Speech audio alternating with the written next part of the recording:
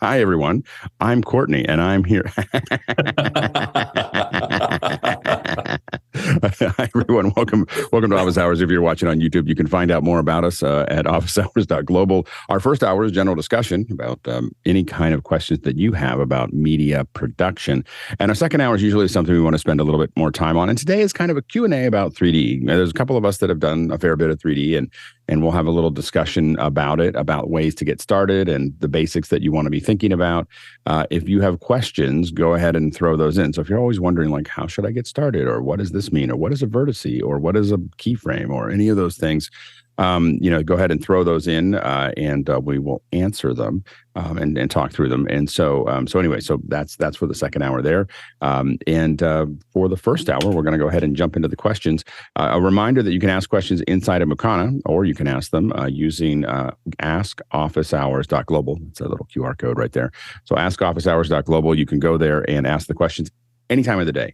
So if you think of them in the middle of the afternoon or in the middle of the night or in the evening or whatever, anytime you're seeing this video, because a lot of you don't actually watch live, I'm not holding it against you, but I'm just saying that if you're not watching it live, you can you can still participate in the show by asking the questions right there. And askofficehours.global. All right, let's go ahead and jump into those questions. Mitch, what do we have? All right, let's kick it off with C.J. Cavell from Downeytown, Pennsylvania. Mr. Davis, what's the report from our friends at Final Cut? Hey there. So I am in Cupertino, California, sitting in a quiet hotel room here for a little bit before I go back over there. I'm at the Creative Summit, which is kind of the Final Cut gathering of the tribes. Everybody who I used to see for all the years we were doing it before COVID seems to be back. It's a great old home week, and we're seeing a lot of people that I've missed dearly, particularly the international people. People are coming in from all over. Alex Gollner's here from London. There's a big team from Australia. Lee Herbert's here, and as is Ian, who wrote the Final Cut book. And we've got it's great. Most of this is old home week for me. I know most of the stuff they're talking about on the show, but I will give you a brief tour. I'm going to do a share screen here. I took a couple of photos. I can't show you the stuff from inside Apple Park. That's still kind of embargoed, but hopefully you are seeing my screen now. Can somebody confirm that to you? We're not seeing the screen. Okay. It says you're starting. It says you started screen sharing, but we don't see any actual image. Oh, that's interesting. Stop share and let's try it again and see if I can. You've got to kick it a couple times. Yeah. Share the iPhone. Your screen is paused. There we go. Yep, we see it. There we go. So opening keynote, Justine Erzarek from iJustine. Fabulous opening keynote. She talked for an hour and a half, handled a lot of audience questions. That's Nick Caruz, who's the kind of the guy who's doing this stuff this year. This was the opening day, so we're in the keynote. Interesting, I brought this up because you can see that the whole first section after that was iPad production and editing. They spent a lot of time, and the focus this year is on what they've done with iPad OS and Final Cut for iPad OS. These are some of the sessions, and of course, the next thing we did after the morning sessions was take the bus to Apple Park, which is a beautiful facility. We went in and had the presentation from the Apple team and the rest of that. Let's get past a couple of more quick pictures. There's Nick, just people in here. I wanted to get to the iOS presentation because it was really interesting. You can tell that the development team is spending a lot of time on this, and this is a particular YouTube guy who he's now gotten rid of all of his other computers, and he does his YouTube very successful presentations entirely off of his iPhone. So in terms of iPhone, is there iPad? iPad, I'm sorry, you're right. Yeah. This is Final Cut Pro for iPad. They're very specific about that. So without being able to go through all the Apple photos that I have after that, because somebody will probably get mad at me for doing it. Well, I can do one more. So this is as close as I can get you to it, which is just the monument sign out in front of where we snuck into the giant spaceship. And so big, long line of people. Apple security is it always is. They're checking people at everything. And that's the little building. That's the little building right across from the store. Right, Yeah. exactly. It's right next to the store, and that is kind of one of the main gate entrances. They have another little glassed-in facility there where I think groups who are going to be allowed inside Apple Park I think that's the only get to public do what they entrance do. to the building. Yeah, it could well be. So let's see. What do they talk about? They talked about a few things. We're going to do something on Thursday. I'm going to go in more depth, and I'll have time to kind of digest all my notes. We all joked because one of the first things they announced, and there was a scrolling timeline, and they've done that, but they did it in an unusual and interesting way. I thought that was really actually more. It's kind of Apple-like. They didn't just scroll the timeline; they did some more stuff.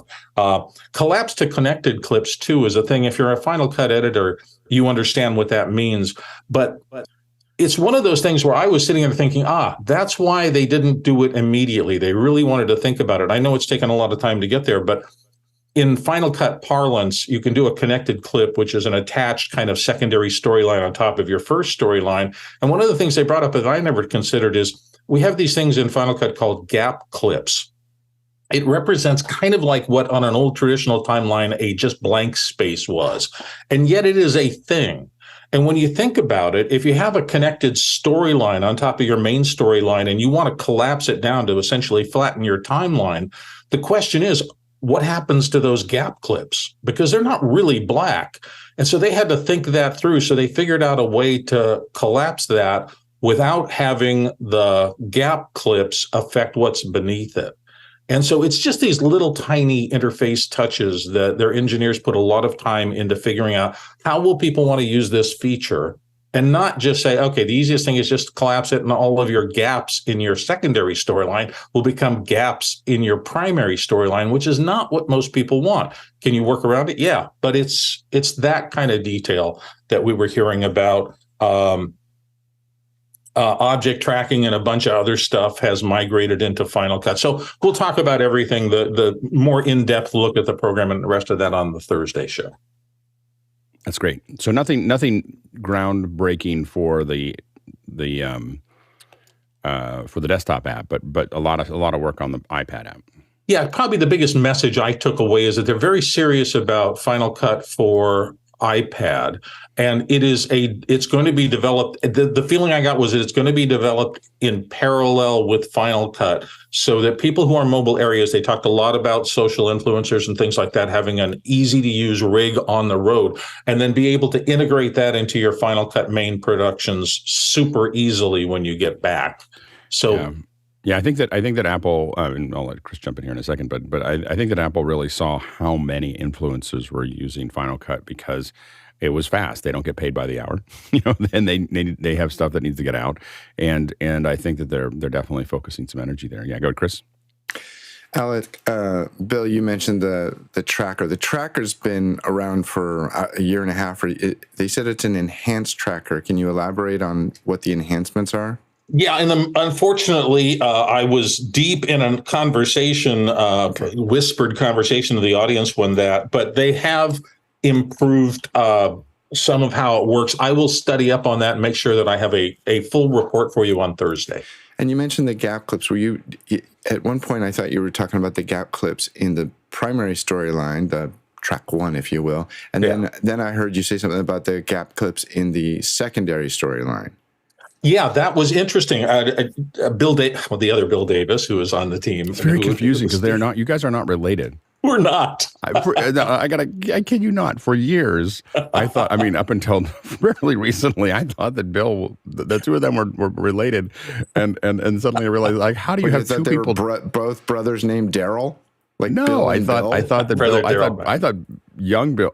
Bill Davis at Apple is a lot younger than Bill Davis in our show. And so I thought it was father and son, and I thought that, so I had this whole thing in my head about how this all worked. And I was like, well, it makes sense. Bill's really into Final Cut and his son, and it all worked until I talked to Bill and I said, hey, anyway. And the Idelsons already have this covered, so I don't have to mess with it. So no, Bill and I met him years ago, and we joke about it and laugh about it. That we're messing up the space-time continuum when we're in the same room. To have two people that are really into Final Cut be not related to each other, it's just it's fun.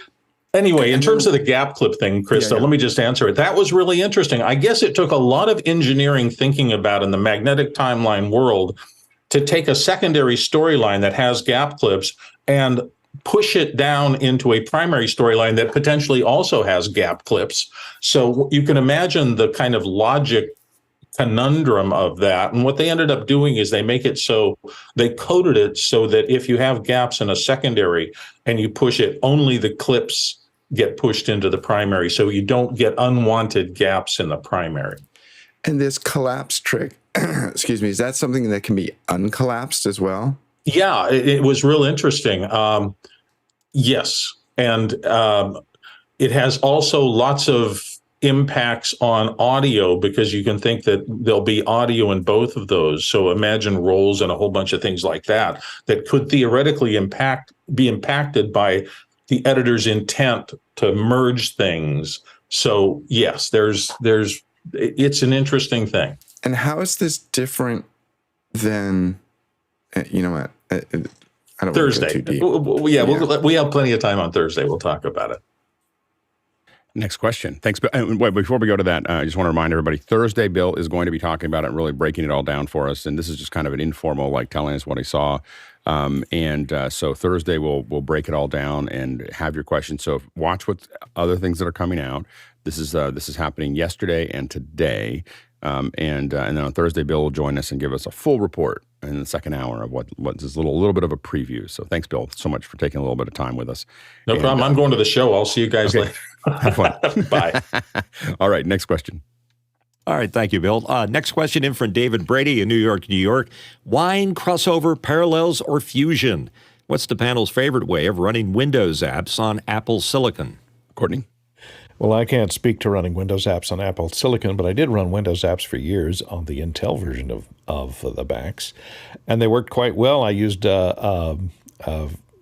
Parallels at first, and then VR Fusion later. And Boot Camp was my favorite because all my Windows apps would run at full speed on the Mac hardware with Intel stuff. But the problem is when they went to Apple Silicon for the longest time, they probably still don't have Boot Camp, since it's you would have to run Windows for ARM on it. And the problem with Windows for ARM for me is none of the software that I've custom written over the last 30 years will run on Windows for ARM, so I haven't tried it out. Yeah, the one that I've used for I haven't needed it for a while. Generally, I will admit when I need a PC, I just buy a PC. I don't run Windows on a Mac anymore. Usually I just get something that's built for it. But when we've had to do it over the last decade or more, it's been Parallels. Parallels is the one that we found that was the most stable. We got the most performance out of the machine. I have not tested it with the M1 specifically because, again, I kind of went into a mode of when I need a PC, because usually when I'm buying a PC, I either want something less expensive than a Mac Mini, or I want something that can do game level graphics. So I'm putting some kind of NVIDIA board in, and I don't really do anything with Windows and in between that. so it's either a cheap little box like this little Melee that Courtney got me onto, or it is a beefy game machine that has that I'm doing some kind of graphics with. Next question. Andy Kokendorfer from Vieira, Florida has a question.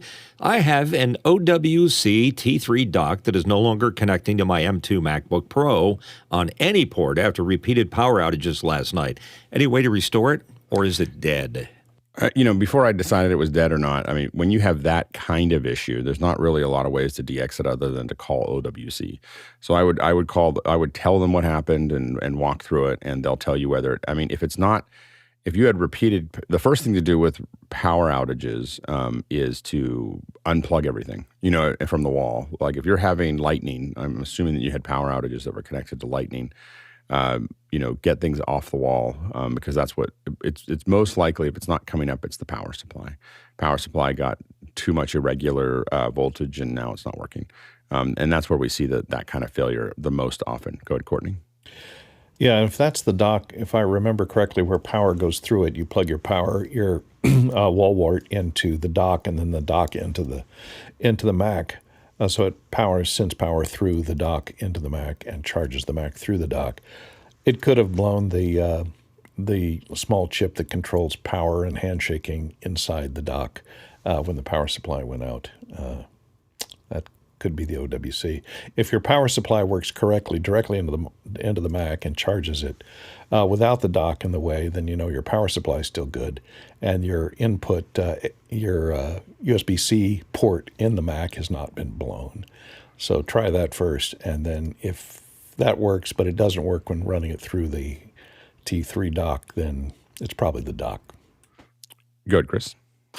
Yeah, Andy, I'm totally curious. You said power outages. Alex mentioned lightning. Did you have lightning? Also, the follow-up question I would have is, what kind of power protection do you have? Do you have a UPS? Do you have a proper surge protector?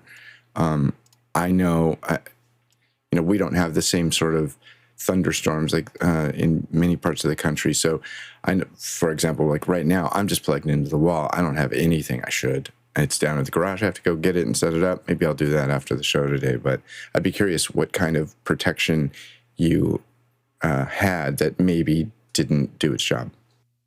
Yeah, and I definitely, for me, I have a UPS that is running all of my computer stuff. And some of my monitors, I don't run all my monitors with it. Some of the main monitors that I need to interact with the computers. And the reason for that is so I can shut things down if I need to. But I'm not burning up more time. I get by more time by not having the monitors on. The second one, I have another UPS that's just connected to my internet. So my router and my wireless and everything else is all connected to one. That UPS, that 1500, will last for about 6 to 8 hours. So it gives me a long time to still have internet. Generally, the internet actually, a lot of people don't know this, but the internet has its own back. I mean, a lot of the internet systems all have their own backup. So if Comcast or AT&T is not going to go down typically during a because they're delivering you phone with it, which means that they have to have all these subsystems to support it. That's how I split that out. My lights are typically not connected to because they burn up too much. They'll burn up too much time. They're connected to a controller that I can turn on and off. so anyway, with my watch, but I don't have. But they're not on a power surge. But you do. I typically buy the same one because I don't try to think about it. I get the APS 1500 VA system. It's got a battery that you can remove. Like that's the smallest one I think that you can get that has a battery that you can pull out of it. And that's why I use that one specifically. It's just that I can change the batteries out without buying a whole new, every couple of years you can pull it out and replace it. It's a little less expensive. And when you travel with it, the big thing is you can spin the battery and you're allowed to check it. We've checked them. You just don't take them to Europe because they're only 120 volts. Go ahead, Chris. So Alex, I'm curious, you're a very detail oriented person. When you started, figuring out how you're going to wire your studio, and I know you take it apart all the time, do you actually make a list of these things must be on UPS, these things do not, or is it literally as you're plugging in, go, that one's okay, boom, plug it into the non-UPS? Yeah, so a little bit of both. So generally, before I do a rebuild, I rebuild my system here about every 3 months. So I'm right at the very end of it right now, and it's not quite timed with the years. So anyway, just because the first one was whatever, and then I did it. The winter setup. Yeah, so I'm about to rebuild it. What happens generally, when I say about every 3 months, I get to so when I first do it, before I tear it apart, I'm terrified that I won't be able to put it back together because there's so much stuff going on here. So I sit down on a Saturday afternoon typically, and I'll build a wiring diagram. So this is where all my power is going. This is where my internet is going. This is where my IP is going. This is where my audio, video, and I kind of draw it all out in OmniGraffle. That's what I use because I've been using it for, forever. And so I build that all out of what that looks like. And then what makes that easier is I don't really think about it while I'm building it. I just look at, okay, what do I have to plug into here, here, here, here? And so I think about all of it while I'm looking at paper, or not paper, but an iPad. I look at it all and I think about it, but I do all the thinking then. Then I play some music in my headphones, and I just build the whole thing without thinking about any of it. I just kind of, just roll everything into the system, just looking at the drawing. It makes it so much easier, especially, I don't have a router in this one. I only have this 8x8 matrix for HDMI, but my home system doesn't have an SDI router. you really, when you draw it out, it makes it so much easier to build out a router when you're not thinking about it. Like you're just, I'm plugging this cable in, and then with SDI, my cables are color, all the ends are color coded and all the cables are color coded.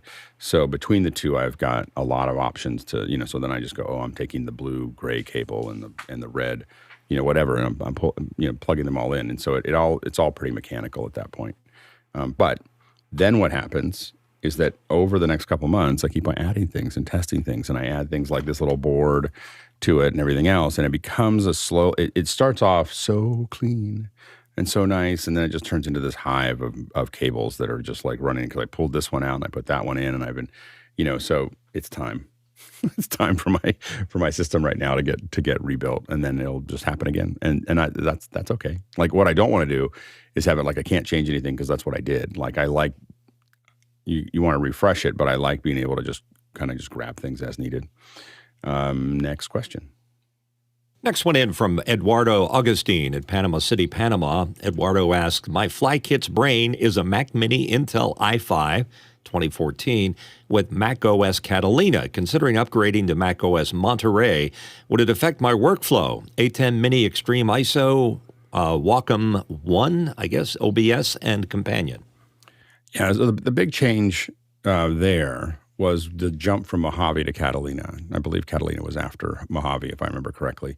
And there was a jump out of whatever was the jump out of Mojave, which was really painful. There was a bunch of libraries that were changed, and that's why a bunch of apps got stuck there for a long time. But I don't think you're going to find any major. I don't remember any major change between Catalina and Monterey. Like I don't remember anything like, oh, you can't move up because of that. It was really the update before that was much more sensitive, as I remember. I mean, there was a lot of problems with Monterey when it first came out, but I think most of those have been hammered out by now. Go ahead, Mitchell.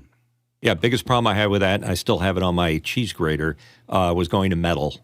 It affected all my graphics card. Yeah. NVIDIA went away. Was it Catalina to Monterey, or was it Monterey? Oh, it was Catalina. Monterey. Okay. Oh, was it Monterey to Cal? No, I think it's the other way around. Yeah, no, it started in Monterey, and Catalina just completely froze the system for Adobe, so I'm stuck. Right. Go ahead, Courtney. Yeah, I saw something on YouTube the other day. If you really want to live dangerously, you could upgrade to Ventura. The latest version. I don't know if you can do a 2014 i5 to Ventura. Maybe not. I think it's too old. 14 from 16. Here's a chart of compatible with this software that will install Ventura with OpenCore Legacy. It's a patcher, and it says 2015 to 2018 12-inch MacBooks. So there's the list of the ones that it can work with. Maybe not. Well, it says 2013, 2012 Mac Mini. So maybe there's tons of videos on YouTube on using this software, OpenCore Legacy Patcher, to run Ventura on legacy hardware. So take a look at that and see if you want to live dangerously. Yeah, I would not do that in a production computer. Courtney's he's just taking you down the primrose path. Anyway, so the no, I would not do that.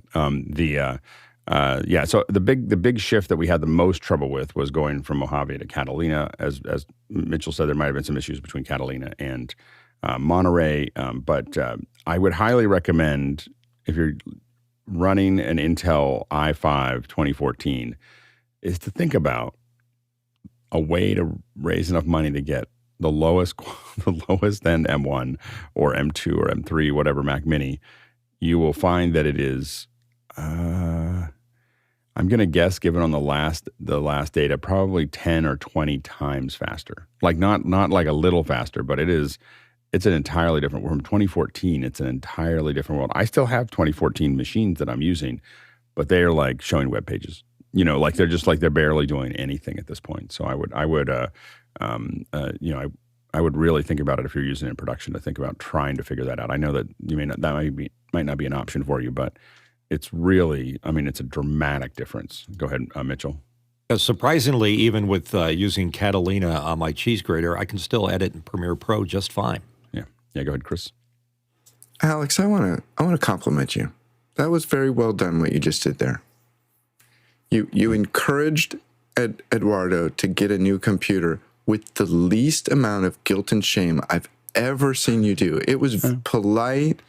It was fiscally sensitive. That was well done. I like this new Alex. Well done. Next question. Next one in from Alexander Knight in Port Coquitlam, British Columbia, Canada. Has anyone used BitFocus Companion and a Stream Deck to control DMX fixtures? I canceled my Luminaire subscription as I need to slim down the multitude of subscriptions that I have. Good, Jeff. Well, there's multiple ways to approach this, but actually the BitFocus Companion can actually speak ArtNet, or it talks to a node. So, or you could talk to a console. So if you have one of these Grandma 3s laying around, they're like 80 grand. If you have one of those, you could put it in and then have your Stream Deck talk to it.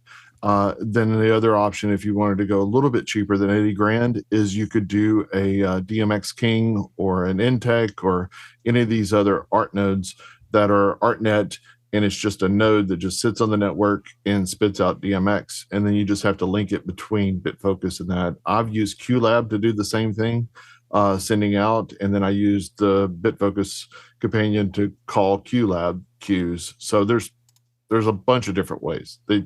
But Luminaire, once it went to subscription, I'm still locked in on the very first version on one of my iPads. So I just keep that one iPad hopefully holding together for a while. Next question.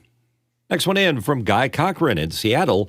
Is global shutter on full-frame mirrorless now a reality? And there's a link to a Sony rumor site. Go ahead, Courtney. Yeah, well, it appears it will be on the rumor site. It shows you can now, here's a picture of the A9 III, and it looks at some of those improvements, 120 frames per second with autofocus and AE blackout-free shooting, 1/80,000th of a second minimum shutter speed. Wow, with flash systems. And improved workflow support. Apparently, you can now pre-order it at B&H Photo, and they're going to have some holiday deals coming up at B&H Photo, Adorama, and Amazon. So get your pre-orders in. I don't know when it's going to ship. I don't know. That's on rumor site. So keep your fingers crossed. We don't know how much it's going to cost unless Mitch knows. All the monies. It's going to cost all the monies. Go ahead, Mitchell. I am a Sony fanboy, I admit it. There is a disturbance in the force because I think something weird is going on here. It is a rumor site. It is a rumored photograph, perhaps. Sony wouldn't do a video-centric camera and name it Alpha something, like Alpha 9 III, like that is. I think they more likely would name it an FX something because of the global shutter being very important. But that A9 has an electronic viewfinder, and it seems to be more still camera centric, which a global shutter can contribute to, but is not as important as it is to video. And it's interesting. This is, according to the rumor, this is a stacked CMOS sensor, so it could, that's going to improve the sharpness, I think. So we'll see how that looks. It appears that Sony is planning a the $59.9. The rumor is $5,998 US for this camera.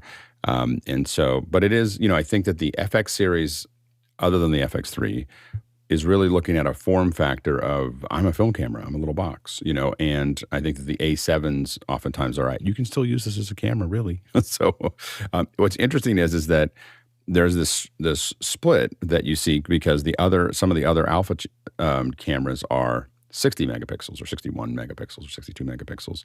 And this one's sticking with the 24, it appears, at full frame. So it feels like it's a little bit more towards the video camera than so it's a very fascinating thing that Sony makes buying cameras very complicated. I feel like there should be actually a bachelor's degree or possibly a master's degree where you have to write a whole thesis about which camera you should buy from Sony because they make so many of them and the differences are so odd.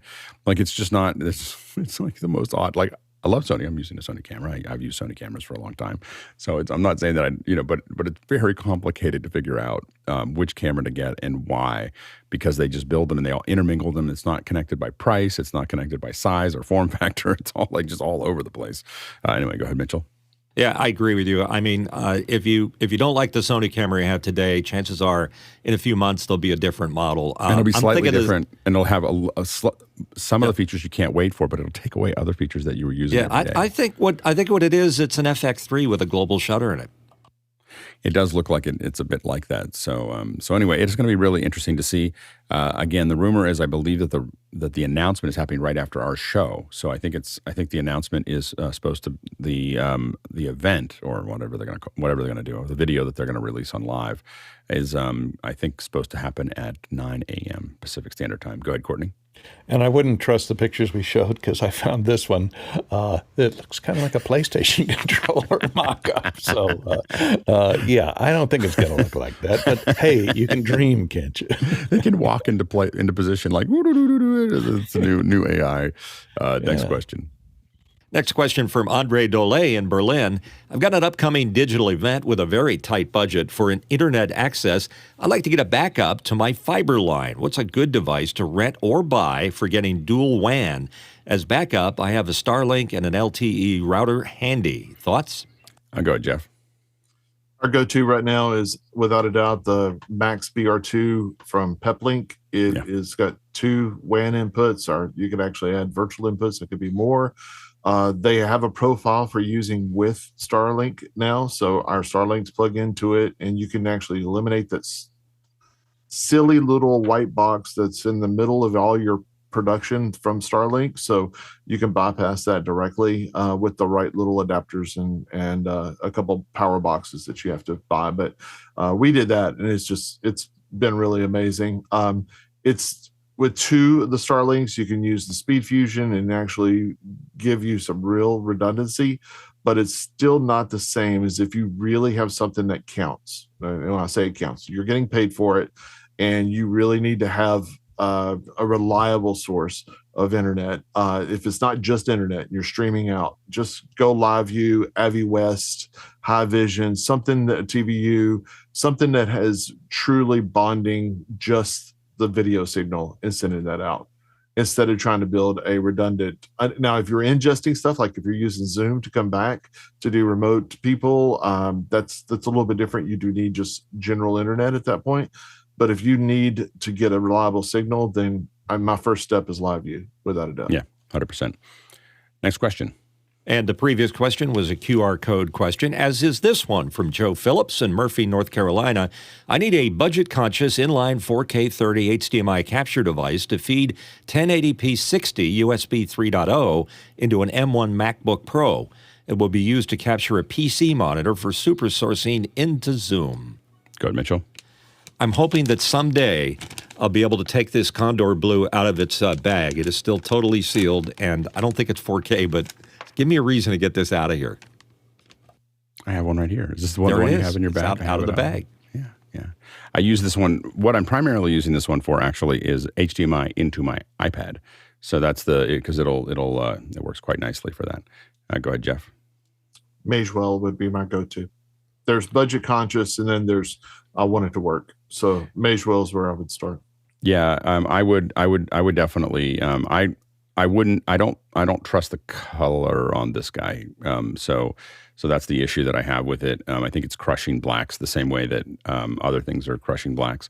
The Magewell Magewell is the one that I would probably get if I was left to that, for that, because the other one that I would avoid, we've had a lot of problems with the Elgato 4K overheating. And so if you're going to do short things, it's fine. But as soon as you decide you want to do something for an hour, hour and a half seems to be the outer edge of that Elgato before it just turns off. Like, it doesn't warn you. It just, like, suddenly there's no video. And then you pull it out, put it back in, and it will run for another 10 minutes, and then it'll turn off again. So I would stay away from the Elgato one if you're going to do anything long form. But the Magewells are great. Next question. Vic Hernandez in Springfield, Missouri. Ever listen to the remotes Leave It? It amazes me. Any word on a new release? I don't think we have anyone here from the remotes on here, but definitely ask when you see some of the folks that are on remotes. I would love to see another one. Leave It was amazing, and there's a bunch of them that if you look back there, and they've done some incredible work. And I think the problem is COVID ended and they had more time.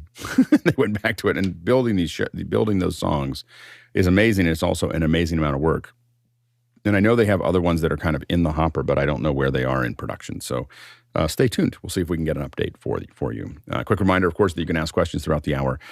You can use Ask in Makana. Make sure to vote on questions. Voting is really important because it does give us a sense of what order you'd like us to address your questions. And so throw those questions into Makana, or you can use the QR code. You can go to askofficehours.global. That's askofficehours.global. You can do that 24/7. So you can actually ask that anytime, but right now is good as well. And we'll filter it into the system. Next question. Speaking of QR code, here's one from B. Taylor in Washington. What's the best way to get YouTube live stream audio to a captioner without a proper audio hybrid setup without introducing additional audio delay?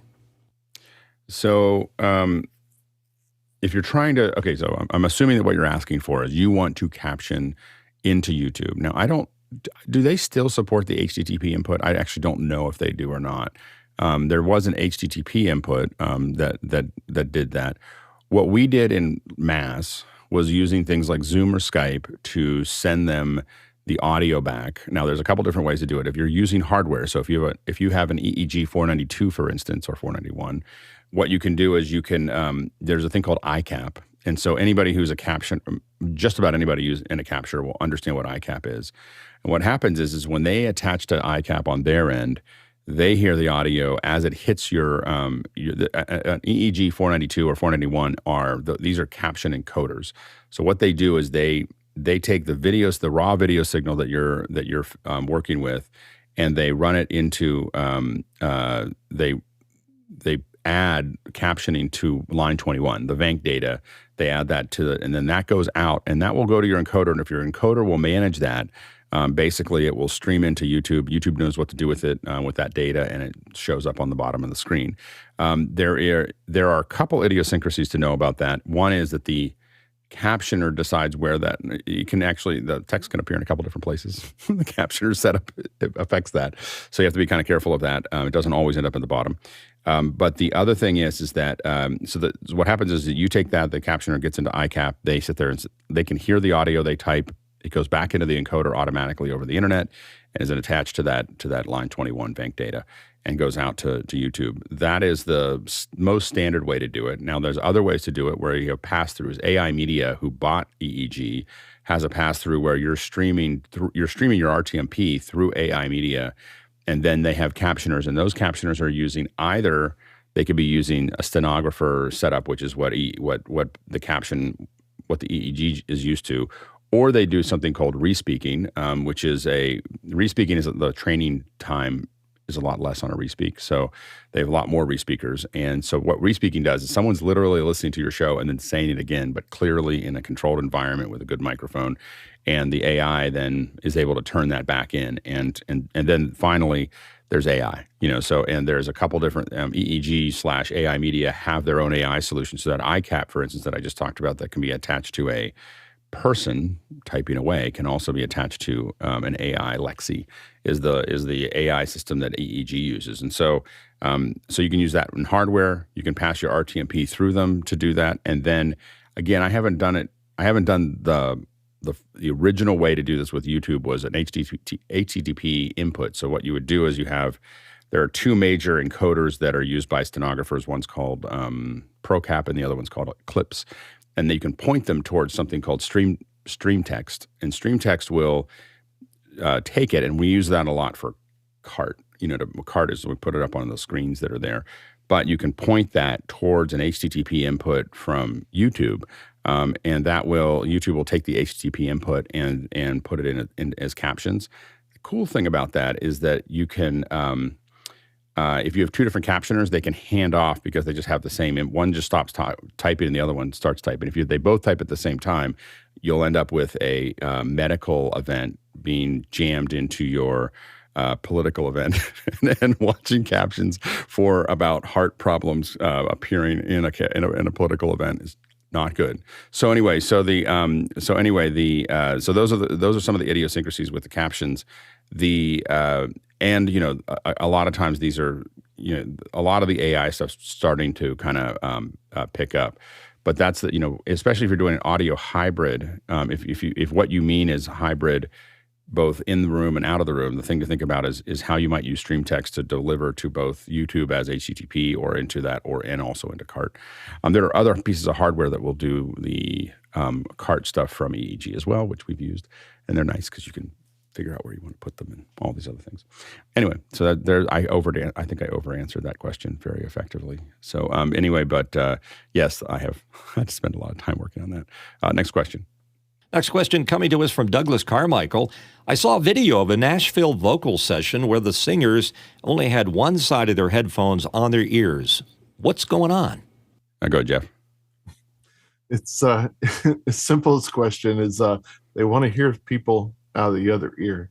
It's only have one in, and I don't want somebody sneaking up on me. And then whenever I have both my ears in, that's what happens. And they scare me, and I don't like to be scared. And that's part of it if they're isolated.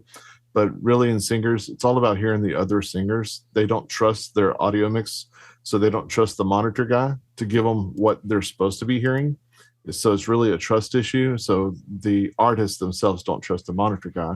The monitor guy just gives them what they say they want, but they don't always know what they want. So they open up an ear so they can hear the other artists, so they can sing harmonies and do whatever they need to do. And just some part of that is people can't isolate to having both ears in.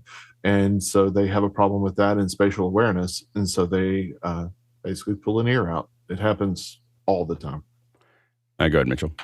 Jeff, that's true. And there's another reason. It goes way back in that the old days, all they had was one side so you could hear the cues coming from the control room, and the other side so you could hear your actual voice as you were speaking. And any vocal artist would prefer to hear their voice naturally or by doing the old Gary Owens thing so they can hear it as a feedback measure. But there's something about hearing your actual voice over headphone amplified voice that sometimes is very reassuring. So I can tell you that sometimes I'll do voiceover work with one side on and one side off, and it seems to help. Yeah, go ahead, Courtney. Yeah, and in the video that it was pointed to, you can see that several of the singers have their hand over their ear that has the headphone off of it. So they're controlling the balance of their voice to the other's voices. And this is a choir, so they're all harmonizing in 4-part harmony. Just don't stop believing here in this. And so they can control then the balance between hearing their own voice back by cupping their hand over their ear and hearing the other singers to harmonize with them in real time. And usually the only thing that's coming over the headphones is, so in the room itself, there's no open speakers with the track that they're singing over. So they hear the track that they're singing over through their headphone ear so that they stay in sync with that. And they hear the other singers prominently through their open ear so that they can harmonize. Go ahead, Chris. Having mixed a fair amount of vocal in-ear monitors, now that's a little bit different than headphones. I know that when I'm working with people, I work super hard to make sure that they can hear what they need to hear so they don't do the, pull one out. And the reason for that is what often ends up happening when you have your monitors in both ears, you can lower the volume. When you pull one out, quite often they'll reach down to their belt pack and they crank up the other one. And it's really bad for your hearing. It's really bad for your hearing because what you're getting now is you're getting an intense sound in one ear and then room sound in the other. So I know that when I see people do that, I try to mitigate the problem. I go, why are you doing that? Let's fix this. And I really want to build a trust with the artist so that they don't try and just bypass me because I'm trying to protect people's hearing as well as letting them give the best performance. So I just see that and I cringe. It's like somebody's not doing their job right. Yeah, go ahead, Courtney. Yeah, I wanted to point one other thing out. You'll notice, there are sophisticated monitoring systems where each singer could adjust their own in-ear monitor balance between the track and themselves, et cetera. But in this case, there are several singers singing to a single microphone. So you can't change the balance because everybody's into the same microphone, so you don't have individual control over each individual singer. So that may be why they're using the cup to the ear to modulate, to control their balance between themselves and the other. Yeah. I still think that, I mean, it's very rare for an experienced audio engineer and an experienced recording vocalist to have them take their headphones off. Like that's just a very, like, I'm not saying that there's not a good reason for it, because I've been in a lot of studios and I haven't seen that. When both of them know it, when both of them have a lot of flight hours, they put their headphones on and then their headphones are on. Like I've never see them pulling things off or doing anything else. When one or the other doesn't have a lot of experience, they do all kinds of crazy things. Like, people who come into the studio the first time do a lot of goofy things because they're not comfortable with the system. Or an engineer doesn't have all the support services, and then something isn't working. And that happens even at the highest levels. You'll see when artists do this, when they'll sit there and they'll go like this, or they'll sing and they'll go like this. That's not them cupping it. They're telling the front, they're telling the engineer, like, hey, this isn't working. Like, this isn't working. And then you'll see the ultimate, this, I can't hear what's going on. They'll pull their ear out. And that means there's something not working on their mix. And if you get one of these, that means that they're really upset with someone's getting fired. Like there was a Mariah Carey one that I saw that was like a New Year's Eve or whatever, and you could tell, like, people blamed her for that, but something was very, very wrong with what was going into her ears, and you could tell she was struggling with it and pulling it in and pulling it out, because she'll pull it in and pull it out. And that's telling somebody. You can't say it on the show. I mean, sometimes they do. When it's really bad, you'll see an artist just stop going, hey, whoever's doing this, I need you to fix this thing. And that's when you know that person will never work on that show, for that artist again. Like, if they call you out on that. But what I will say is that I've never seen anybody doing what you're talking about I have seen it.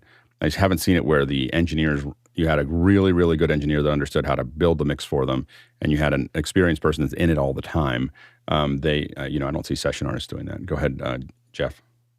I think that's exactly. I mean, we're looking at a video or we're looking at a picture and we don't know the whole situation. It could be as simple as there's not enough auxes or there's not enough monitor mixes to feed that many people. They may only have 4, and there's like, oh, hey, we brought 10 people to sing today, and that's the engineers going like, well, you're going to share headphones because that's all we have, and that's it.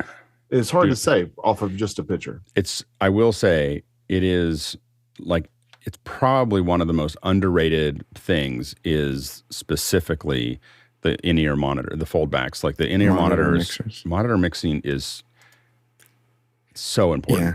Like, and it's bigger now because we're using in-ears. In-ears are extremely dangerous versus stage monitors. But it is because, like, when an artist says they don't want in-ears, I usually assume they don't have a lot of experience. Like, I just immediately go, oh, this person doesn't spend a lot of time on stage, because or they're not used to having someone who knows what they're doing mixing their in-ears, because when I see, most artists have those, the vast majority. And for larger shows, I mean, when I say larger shows, like medium large shows, we have engineers that are only managing their mix. Like, literally, there is a person dedicated to them that is by the stage, and they can sit there and they can look over and go, I need a little bit more of this, I need a little bit more of that. And that happens all through rehearsal and all through, like, people are making requests for, I need a little bit more of this, I need a little bit more of that. And the idea is we can give you all the creature comforts that you need in that. Yeah, go ahead, Chris. Yeah, I mean, a good monitor mixer is going to be wearing similar buds to what the artist is wearing. They're going to be able to solo each performer's mix, and you develop. It's a super intimate relationship that you have with somebody. You're in their ear canal with them, and you should be able to. I know what this singer likes to hear. I know what this bass player likes to hear, and in some even small acts, they'll have, like, I think I read once that U2 had one monitor mixer for Edge and Bono, and one did the drummer and the Adam and Larry. Also, Alex, you mentioned, the inexperienced person. I heard a really charming story about a woman who was brought in to sing on a worship album. This woman has a beautiful voice, no recording experience. They put her in a booth. They didn't have any way of seeing her, and she started singing, and they were like, oh, it's a beautiful performance, but why does it sound so bad? And they opened the door afterwards, and she had just gotten totally lost in the moment, walked away from the microphone and was standing in the corner, just singing away. It's sweetie, you got to sing into the microphone. Well, and one of the most important things when you're a great vocalist, it's not just being a great vocalist, but someone who understands studio recording. They're using that mic like as a DJ who's been doing this for a long time. I use the mic and I need to hear myself. Like I remember I was talking to somebody and I said, "Well, you need side tones so you can hear yourself." And they're like, "Why would I want to hear myself?" And I was like, like, you need to hear yourself. Like, you cannot do this well if you can't hear yourself. Like, you need to hear what you're sounding like in the microphone. In fact, it was really overwhelming for me when I put these headsets in because I was using standard IFB headsets. I remember that day. Oh my gosh. And I didn't realize. A lot more sensitive. You're like, why is it so loud? Well, I was hearing all the noise I was making in the show, and I was, and you guys were listening to that every day. I wasn't conscious to it of all the little things that I was doing that was there, and so so suddenly I heard it all, and I couldn't even think, and so then I very quickly changed. That's when I got my mic mute and got a bunch of other things because I was like, I just need to build the system a little bit more tightly, to make that actually work. But the point is that you need to hear yourself. And I will say that we're hopefully, we're working on this partnership with a studio, and we're going to be doing a lot more studio work. And I think it's going to be fun because I think you're going to get to watch the interaction between some pros, like super pro, super musicians, and you'll get a sense of it. And we're going to set it up so that we can do Q&A, so you can ask questions about why they're doing what they're doing. But I think listening to that and watching it will be very interesting. Yeah, go ahead, Courtney. All very important points. But it is quite different when working with a live band on stage versus in a recording studio where the live band is the band is on a track and not performing at the same time as the vocalist. And in this particular video, it's a choir, so they may be used to singing not in a recording studio, just harmonizing with themselves. And so, an in-ear monitor, the different balance would probably throw them off. Yeah, I do think I think that what we're seeing here is an effect of experience with being in a studio by one or the other. I've either recording engineer, the vocalist, or both. So I definitely agree with you there. Next question. Tony Mobley from Noonan, Georgia asks, is the office hours community moving away from Blackmagic cameras to Sony cameras, and why? Go ahead, Mitchell. I'm the big Sony fanboy, and I would say probably not, except for the fact that Sony has that wonderful autofocus, and not yet on Blackmagic. Hopefully they will somewhere down the road. But I don't see the need to make the move either way if I have something that works well for me for at least one good reason. With Blackmagic, I would say remote control, easily done with your ATEM. With the Sony, I would say convenient autofocus that's pretty much bulletproof. So it's up to you to decide which is more important to you. Go ahead, Courtney. I think it depends a lot on the ability to adjust the Blackmagic if it's inside a teleprompter. Because if it's inside a teleprompter, you can't look at the image and control it unless you've got an app or some means of controlling the camera remotely. I'm still going with my Canon M50 Mark II because it works okay. The autofocus is not near as fast as the Sony. It will focus on my hand eventually, but and it will find my face eventually, but not near as fast as the Sonys do. I think that people have gone to the Sonys for that fast autofocus and accurate autofocus.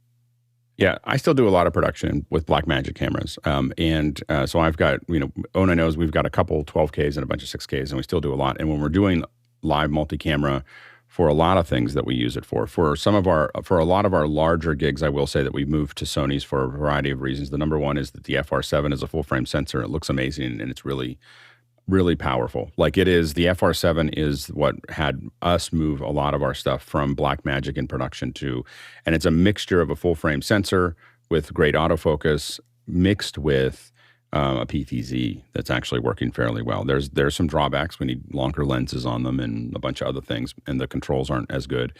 But the FR7s were a big change for how we did production, and so that's been the thing for 090. For myself, it's autofocus. As Mitchell said, I had a Blackmagic camera, and leaning in and out, I wanted to have short depth of field, and leaning in and out just became intolerable for me. And so being able to just know I can sit down and do it. And for a lot of social bloggers, a lot of them are using some version of a Sony camera because of autofocus. And so the autofocus is there. And I think, but again, I think that the interface of controlling both from the switcher as well as on the camera on Blackmagic is far better than Sony's. I mean, Sony's still has the affliction of all these weird little menus, and it's hard to get to things. And Blackmagic interface is dramatically better than the Sony's interface. It's how it manages recording ProRes and a lot of the other things, and how it manages writing and how it integrates with Resolve is still, I think far superior to what we can do with Sony. So I think that there's still a bunch of advantages to shooting with a Blackmagic camera, and I still do a lot of production with a Blackmagic camera. But my home kit became a Sony, and it was almost completely because of the autofocus. I will say that I think the problem that Blackmagic has, and now the pressure is increasing because Sony just released this camera, which we'll talk about in a second, is that they're halfway in between. They're very inexpensive, but they don't have an autofocus, so it doesn't work as well for social media. And they don't have a global shutter, so it doesn't work for the upper, for larger film productions. If Blackmagic solves one or the other, I think they'd be fine. They got to solve one. They got to solve one of those, and they're inches away from running the table. They just need to solve one or the other of those two problems, and then they could really expand pretty quickly. And a lot of it has to do with, again, and I'm not talking, it's a lot of it has to do with the integration with Resolve, and it doesn't have to do with established TV and film. It has to do with everybody else, and that's a really large part of the pyramid, like 95% of the pyramid. Next question. From Khalid Ajumayev from Hassa, Saudi Arabia. It's not a rumor. Sony actually announced the A9 III about an hour ago. I think I read I don't know. I read the thing a little bit differently. I just misread it. You are absolutely right, Khalid. It is it is out. It is the A9. It is 120 frames a second. It's interesting how everything's going to 120 frames a second. Things that make you go, Anyway, so 120 frames a second. It is all the things that we had talked about. The global their first full frame global shutter. Well, it's the A9. I know it's not Sony's first global shutter. They have some bigger cameras that have that. Anyway, so I think that it's it looks super impressive. I think that I would, it looks like something that would be really fun to take out for testing. But it's got, it's a beast of a camera, full, like all the bits and pieces. It's got an Ethernet jack on the side of it, which is, I find fascinating. So if it has an Ethernet jack, then you start to think maybe you could control it remotely, like it with an API.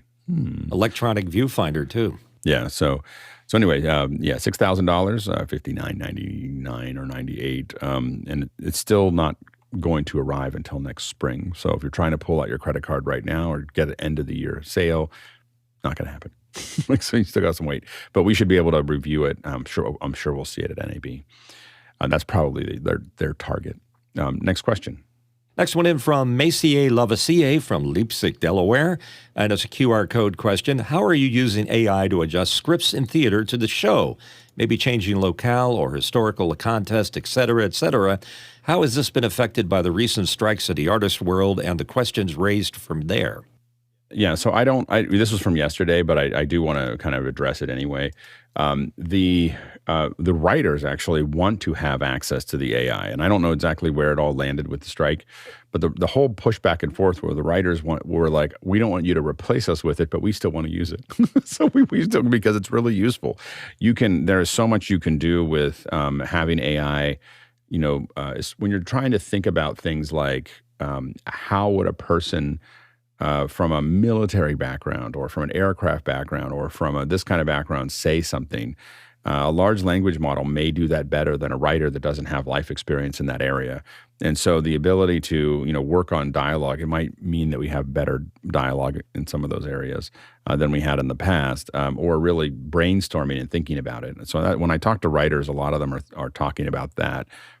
where they can deepen what they're doing or come up with brainstorming ideas. A lot of them are under a lot of pressure to do things around, especially with TV, to produce a lot of storylines very, very quickly. And they have big writing rooms to do that. And they want to be able to use it for that. They just don't want that to become something that replaces them, or even their work to be something that their work with the large language model improves the large language model to a point where it replaces them. So that was a big piece of the fight that was happening for the strike. Go ahead, Courtney. Also, AI has the ability to write in the style of another writer. And if the writers in the show are not familiar with the style of the writer they're supposed to be writing in, it would be a good help to them to have it, write in Shakespearean format, or, in the style of Emily Bronte, or, you can have it be creative in the style of an existing writer to write a specific script on a specific subject. So. And I apologize. If you saw it go black, that was me. I went through the time because I'm answering this question. So anyway, I was watching the time, and then forgot about the time. Anyway, next question. Next question from Matthias Utila from Helsinki, Finland. Does Panelist have experience with the new Mac OS Sonoma? My MacBook Pro is not tied into production but used daily in work. Want to explore new features but avoid unnecessary hassle with compatibility issues. It always comes down to what you're actually doing. Go ahead, Chris. Yeah, I am the most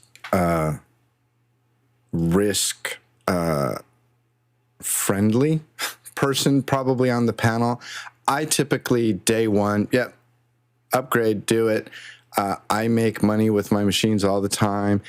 I think the key thing is how much other hardware are you tied into? And I know that people roll their eyes and they think I'm ridiculous and crazy, and yeah, maybe. But literally, all my machines are on Sonoma. Every time there's an update, do it. Now, I tend to use primarily, Apple software. Okay, so I lean on Final Cut heavily. I do use the Creative Cloud suite, except for Premiere, and I'm not having any I'm not having any problems. There have been times when it's like, oh, and a couple of weeks later, some patch gets happened, but nothing has ever brought me to a grinding halt. And I think, and I kind of laugh at well, you should wait until you're not in the middle of production before you upgrade, because I'm always in the middle of something. So I'd be using literally like Final Cut or Mac OS 7 if I waited until I wasn't in production before I upgraded. So Sonoma's fine. Just go for it. I've dipped my toe into it. I've got a couple machines on Sonoma right now, and they're working really well, I have to admit. So I'll be slowly adding it to the other machines. But I do it very slowly. I still do it like, let's see what happens here. And so I'm I am actually after next week between productions, unlike Chris. And so I can actually just so I'm going to probably upgrade everything next week, middle of next week. So I'll let you know. What's that like? It's so amazing. It is amazing. It's the best. Except then you're constantly worried if this lasts too long, I'm in trouble. But I've got the upcoming stuff next year is pretty intense, so I'm not too worried about that. Next question. Next one in from Eduardo Augustine in Panama City, Panama. How is the Linsol in-ear headphones connected to your setup? So I have the Linsols, I think they're called the SE10s or whatever, and it's just like a company. Linsol just happened to be one of the ones that sells them. They're some kind of Chinese-made in-ear monitors. Mine is connected. My headsets are actually connected to my Mix Pre, so I hear the mix. And the reason I have it connected to the Mix Pre is because I have the one note is I have an extension key. You have to have an extension. It's a 3-foot extension. The 6 foot's too long. 3 foot is just right. So I have a 3-foot extension. It is, because I have a roller chair, it is a metal weaved, so when I roll over it doesn't break. Anyway, metal weaved extension to it, plugged in the Mix Pre. And the reason the Mix Pre is important for me is because I'm listening to a mix of the panel and myself and potentially another channel. And so I can have all that mixed together and routed into my ears through that. And it's really effective for what I do. Yeah, go ahead, Chris.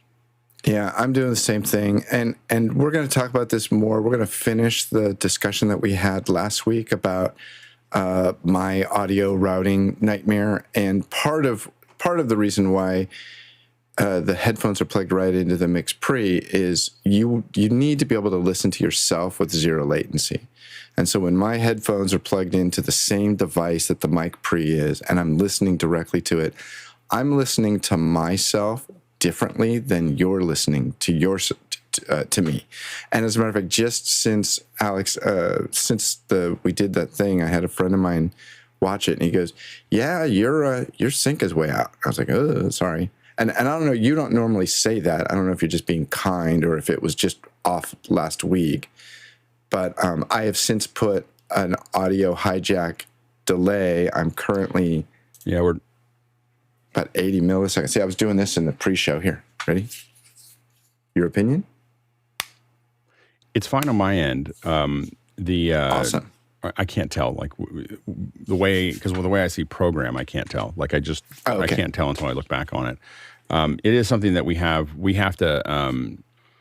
There's some stuff we're working on so that we can do everybody's sync in post. We can't do it right now with the kit, but what we're looking at is being able to resync everybody in post, because I actually don't want any individual. Somewhere in the future, I don't want any individual to do delay, because it actually slows our conversation down. So I want us to just do whatever we're going to do, and then be able to tweak every person's sync, based on what we see on the back end. But we're not quite there yet. Well, let me know. I'll take it out. But anyway, and that's a little bit off. No, leave it in Eduardo. for now. But I'm saying, down the road, that's what we're trying to get to. Yeah. But that's the key thing. You need to be plugged into the same. I had a term for this once. Not time frame, but time plane. Like the Mic Pre and the headphones have to be the same. Otherwise, here's the thing: if you hear yourself with even a little bit of delay, your IQ drops like 50%. It's so hard to talk. Oh, you can't. And you have to listen to yourself at zero latency. And I firmly believe that there are people that are just trying to push through and overcome it. There's certain like podcasts and stuff you listen to, and you're like, that guy's got to hear himself on delay, because nobody sounds like that. Go ahead, Mitchell. I'm going to make a brave statement. I don't think I've ever been out of sync because I'm plugged into my camera. And I know some people don't like doing that. And as far as headphones, they're plugged directly into my mute box as a side channel, and I'm hearing it right off the preamp, so I don't hear any delay. Next question. Next one in from Kevin Graham in Rochester, New York. Can you show and produce the Fenwick audio loopback method for PCs? I don't think Fenwick can do that. I think we're talking about having some other folks jump on and do that. I absolutely will not participate in that show. Courtney will do it, though. Courtney likes that stuff. Yeah, go ahead, Courtney. I thought, well, maybe I've never tried it. The VB Audio's voice meter potatoes. What we're talking about here is it's a virtual sound device for the PC world, similar to what the loopback and hijack does, but it has a skeuomorphic interface to it. It doesn't have the nodal interconnection for the routing, so it's much more confusing. I downloaded it and tried to get my head around it, and I gave up after about 30 minutes because it was just it adds three virtual devices to your audio setup on your PC. Plus a cassette deck, Courtney. Yeah, it does have. It's so skeuomorphic that it has record control over this cassette deck up here in the corner. Oh, good grief! So, do you get access to the individual apps though? Yeah, you do. I think you can control it. It supports three virtual devices, and 5 actual devices.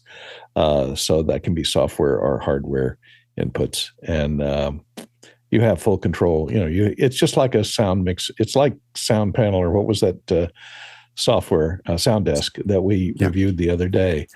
So you have all the controls over, any of the DirectX effects. You get a reverb and compression and limiting, etc., on each of those channels. So you can do all that stuff, and it's reasonably priced, if not free, to try. Go ahead, Jeff. When this whole thing started down and Chris was showing, it's like, look, I can listen to my individual sounds from each individual one. I immediately was like, what do you mean? Because Windows Volume Mixer has that already there, and it's been there. It's nothing new. But I just don't understand what it was all about until you got deeper, Chris. And then you were like, now I could bring this one to send to a specific aux, effectively, is what you're doing. And that aux is assigned to an output. Okay. Yeah. Now I see a little bit more of the flexibility of what you were trying to achieve. Yeah, I mean, obviously the two OSs are different, and yes, Windows has that. I'd love to know the percentage of Windows users that have ever seen that screen. I use it daily. So I know, for but me, it's 1%. all the time. You're not a typical user. But it's so also, again, to be fair, what's the percentage of users that use Loopback as well on the Mac? You know, Very true. No. Hey, this is very fringy stuff. And you know, the gentleman, Chuck Braverman, a friend of mine, who has a video show called Westdoc Online, where he interviews documentary filmmakers. Very interesting current show that's going on about a guy who did the world's largest stained glass window. Anyway, he started watching it and he goes, "Well, can you just explain it simpler?" I said, yeah. Actually, no. It's simple as it gets. It's super complicated, and it's not for everyone. And I get it. Not everybody wants to or needs to do what I do, and I get that. And if you want to use Windows, by all means, just don't ask me for help. But it's super complicated. And again, I think I referred to it. You put a whole lot of brain work into it on the head end, and now it's literally just these little faders on my desktop. I love it. Yeah, go ahead, Courtney. And another difference between hijack and loopback is that you can create multiple paths. So you can take one source and route it to 3 different outputs, or one output and route it to multiple different destinations. And it's difficult to do that with a built-in Windows mixer. You can choose which destination you want that particular channel, let's say your sounds from your browser, to go to. But you can't have it go to 3 different things. At least I haven't found a way to do it. Maybe I can send it to 3 different places BB at 3 different gain levels too. Yeah, right, exactly. Yeah. And I have to admit that what I'm really excited about is the as we kind of go through it, we'll do it. Again, it was hard for me. I decided I don't want to change anything from where we left off last time, so I'm not doing anything until tomorrow. But then after tomorrow, like this coming weekend or the weekend after, I'm going to rip the whole thing apart and put it all back together. And this is all going to be part of that system. And the reason that I'm, really excited about it is I do a lot of presentations outside of the show. And I've got lots of computers and lots of I/O and everything else, and it's a little clunky. And I realized, I can fix all of this. I can fix all of it because I'm going to be adding, multiple computers with Dante and like lots of other things that are all kind of tied together so that they're all talking to each other. And, and I have phone inputs, Bluetooth inputs, and all kinds of other things that I'm going to be tying all into the system. And taking, and there's no way, and it was like one of those things, like I knew that I had to figure it out, and I knew that Chris knew it, and that's why I was like, we should do a lab. And then we, I realized it's better to do it here. That's the best way for me to do something, is to just do a show about it, because then I actually get to it. And so so I'm excited about having the mixer. In fact, I'll probably end up, I bought an X32 to do this in my house, and then it became part of our podcast rig. I never got to it. Go ahead, Jeff. Well, that's what I was going to suggest is what if you have Dante, you mentioned it, Alex. I would use Dante, and I have in previous shows. I just simplified my life here, where I'm using this silly little Presonus audio mic interface, and it does the mixing and everything I need. But with what I need to hear, I just use the built-in audio mixer. Yeah, I guess what I would say is I'm doing some pretty complex presentations that require me to fade things up and down and do all, so I need the hardware interface. I need all the bits and pieces, and I need to, have sometimes where things are both up and sometimes when they're not. And again, I will admit that because I have the tools and because I've been doing this for 15 years, I do things that are kind of like mind-numbingly complicated. Like I actually have 2 Keynote files that are running. One is getting comped over top of me, and one is managing the full screen. And that's 2 different computers that are just running the presentation. And then there's an app computer, and then there's the Telestrator computer, and then there's there's a whole bunch of things that are all happening. And all of those things are, blended together. It makes a much better presentation. Like I did a presentation for someone raising money, and they said, well, I don't know if I want to give you money for the project, but I'd really like to know how you did that. They were like how you did that presentation. So I'll pay for that. Anyway, so next question. John Richardson from New York and Florida. Can you guys recommend a really inexpensive motorized slider to mess with and practice? Weight would be for a light camera or maybe phone. Thanks. Yeah, I mean, a couple things that you might want to look at. Syrup makes some sliders, so SYRP. It's kind of middle expensive there. GVM and Newer make some really, really inexpensive ones. They're in the $350 range. As soon as you motorized, you're going to go from $151 to $200 to $350 to $450 or $500. For those, and we're talking again. You said inexpensive, so we're trying to live inside of this inexpensive world. The next step up from there, again, Syrup, also Edelchrome makes some that are, they make arms and sliders and everything else. And then, you can spend as much as you'd like on a slider system. So, we've used ones. There's one called the Real Slider, which is this, the beefiest slider that you've ever seen. It's it's built like a tank. And we've built slider systems that are like 36 feet long and, it's full motorized back and forth. Now, we use those mostly for time lapse. And I will tell you, the parallax from a 36-foot time lapse is amazing. Just so amazing. Anyway, go ahead, Jeff. I echo a lot of what Alex said there. There are a lot of choices. You could hit Amazon and find a lot of inexpensive ones. And it's relative of what your budget is. I found some, I bought some, I installed some from Mark Roberts. They were not inexpensive at all, but they work and they're accurate to the millimeter. So they're using them for MoCA purposes. So they're able to move that slider to an exact position every single time. And if you're just not needing to have that kind of exactness, there's a lot of more inexpensive ones out there. After seeing what was done, I was like, well, that's just silly. That's just really simple. I don't need that exactness for our productions. So we ended up using what theirs were built out of, or similar other ones are built out of, is extruded aluminum. So it's 80-20 is kind of like the given here in the US. There's T-slot also, but the extruded aluminum, and there's different sliders that are available for them for the robotic side of the world. And that's all you're building as a robot. It's just a one-axis robot that goes forward and backwards.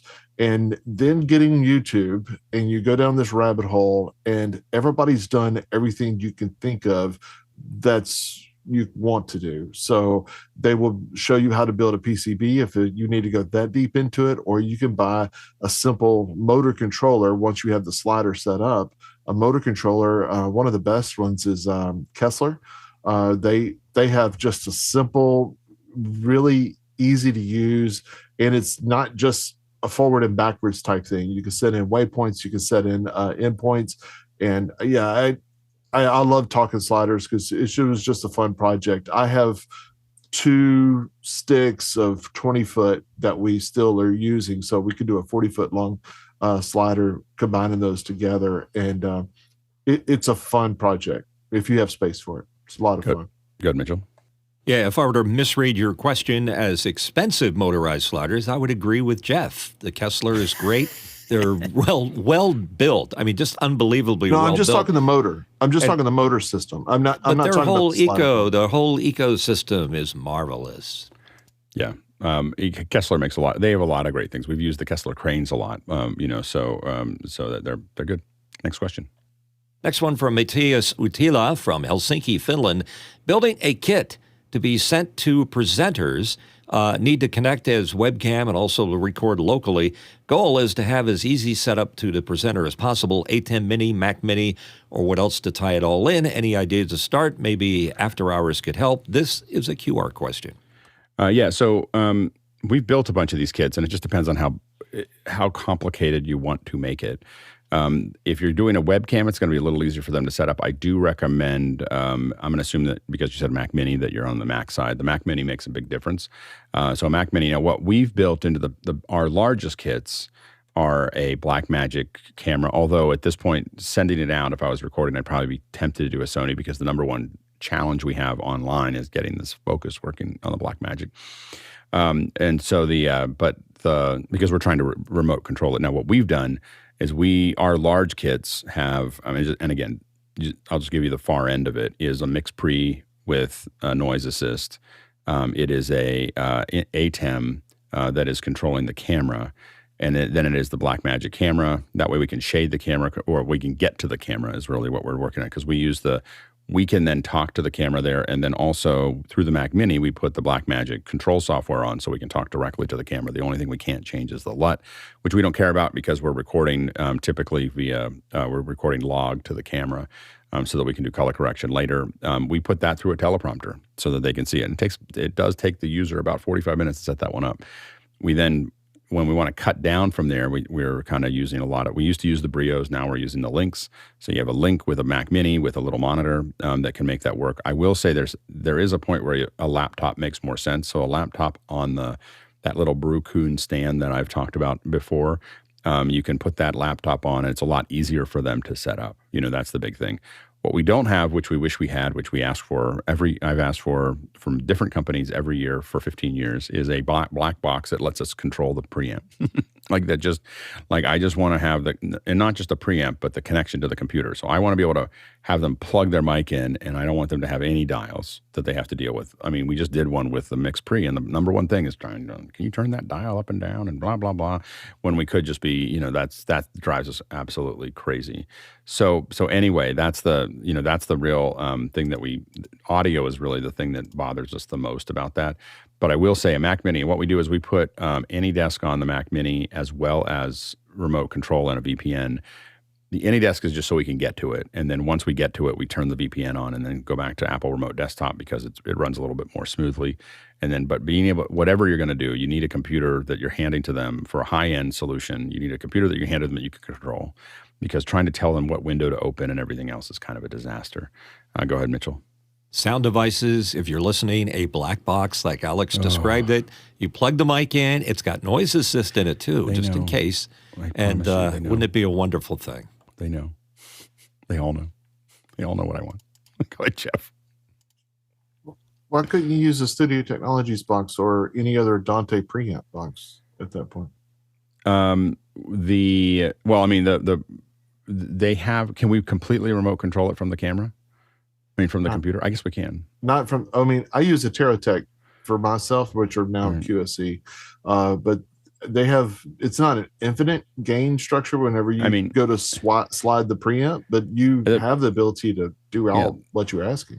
The big issue that we've had in the past is that if it's a live presenter, now if it's a record, it's one thing. If it's a live presenter, the mix or the noise assist is pretty important, and it's more important to a remote person that we don't have any control over than it is at any other time, because being able to turn that on, just to limit. We've had lawnmowers and the sea for one person and all kinds of other things, and they just, hey, can you click this button, can you push the thing and click this button and then just turn it just a little further up, and you hear it go, and then they're nice and quiet for the presentation, and we still record the raw one. It's very addicting, and I will say that the other thing is that part of what we're sensitive to with using sound devices specifically is the limiter that's built in, which is exceptional, as well as the quietness of the preamp. So that has left us a little bit. And Studio Technologies does a lot of good stuff. I'm going to actually take your idea, though, and do some research and, think about whether that – I hadn't thought about I don't think of Studio Technologies in that box. That's the thing that I think when you brought that up, I was like, oh, I should think about that, because for me, Studio Technologies is my comms, my intercoms, I used to have a Studio Technologies thing that took video, a little lunchbox that took video back and forth. I didn't think of them as like a black box thing. So I'll do some research, because that's I would suggest the QSCs. I can see you the link of the one or Terratech ones. I like those a little bit better because I have some experience with QSC, and I'll probably stick with the Studio Technologies. Well, they're a Terratech. They just they put their name on it. But the Terratechs, we got like 30 of them. I don't know. But, and the thing about them is I can log into it with their control software, and then I can change not only the preamp level, I can change every single there's a low cut filter. Then there's also the phantom power on and off. Yeah, I mean, so for what you're asking for now, it doesn't have mic clip. It doesn't have mic XLR connections. That's one thing on the versions we use. Right. They're Phoenixes. Yeah, so we build boxes anyway, so it doesn't matter. But they do have some that are wall plates, so you could use those that have regular XLRs going into them. Yeah, I got to think about that a little bit. That's good. It's good input. Yeah, go ahead, Mitchell. Yeah, the ST controller software for your Studio Tech will allow you to set everything up, but it will not allow you to engage the microphones and or the volume controls for the mix. Yeah. Next question. Next one from Eduardo Augustine in Panama City, Panama. Which methods can I apply to get leads for jobs in this industry? Again, I think that looking for people who need it and then doing it is a big piece of the puzzle. Like, you got to find a way.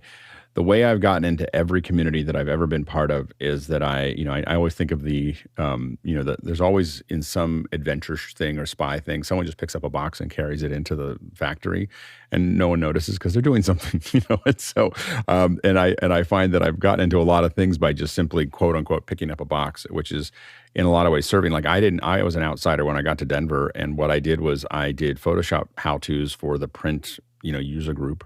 And Photoshop was new at the time. So it was kind of an exciting thing to see someone show you how to use an alpha channel or something like that. I usually didn't know when I said I would do it the next month, that, I'm going to talk about alpha channels. I barely know anything about alpha channels. And then I'd spend like a couple hours a day working on it, and then I'd get to that show and I'd look like an expert. And then I would do the same thing over every month. And then in the same way, when I was I got on AOL, there were these forums on AOL, and there was this one for Electric Image, and you had all these broadcasters that were using Electric Image at the time, and they would ask questions like, I'm trying to figure this thing out. And what I would do is I would see it in the evening, and then I would work all night on it. And then I was like, hey, you may want to try this. And I would just put this thing down. I had no idea how to do it the night before. I just put 8 hours into doing it. And then I would hand it to them and go to sleep or whatever for a couple hours and go to work. But I would say, I saw your question. You might want to try this. And I just threw it up. What that built was this, I built up my reputation by serving other people, by answering all their questions. And we still do this. But by doing this, I was building up my reputation with them. And I got a job at Lucasfilm because of that. So you have to, you want to look at how you look at your market and how do you serve that market. And that's a mixture of finding other people that do it, figuring out how you can become part of those teams. There's some people who will never do any work unless they're getting paid for it. And then there's people who just show up whenever they have extra time and just keep their legs moving. People who show up and they only do that every once in a while because they're a lot busier, because there's like a culture that you become part of all these people like fiddling with their own passion projects. And you learn a bunch of things, you can take a bunch of risks, you get to meet a lot of people, and it's the grease, in the system, and it creates an inside network that it's very hard to break into if you're not willing to play that game. So, I would find ways to do, look for, when you're not busy, look for ways to serve other people that need your work and to work with other people that are doing your work and really become part of both of those communities. Yeah, go ahead, Courtney. And if you want to get into the business of live audiovisual stuff, is just do a Google search for audiovisual rentals in my area and find any local rental houses that rent this AV equipment, and they might be willing to take you on as an intern or just offer to show up and observe as an observer any of the events that they're scheduled to do. And you can learn a lot. You'll make a lot of good contacts. And if you can't find a rental company in your area, check with the major hotels, because a lot of the major hotels have contracts with AV rental companies, or they have an in-house AV rental department that will rent screens and stuff for live banquets and presentations. So you might make contact with the hotels and offer to intern there. And that will get your foot in the door, and it'll expose you to a lot of the equipment, how it works, how it's transported, how it's set up, all of that stuff. Yeah, go ahead, Chris. And to be clear, Alex wasn't recommending you actually trespass and just walk into doors with boxes. But, it does work.